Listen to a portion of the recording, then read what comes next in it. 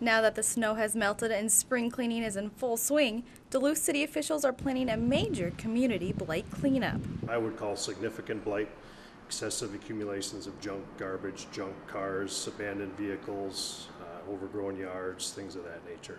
Duluth Assistant Fire Chief Eric Simonson says blight is a huge issue in Duluth. It certainly has an impact on the value of the property in the neighborhoods, and it's just something that with a little bit of effort and voluntary compliance of the property owners that we can make an improvement on. But blight isn't just an eyesore. It can also impact property values. Just the person that chooses to put garbage in their yard, you're negatively affecting the finances of the people that live next door because their property values are going down because of it.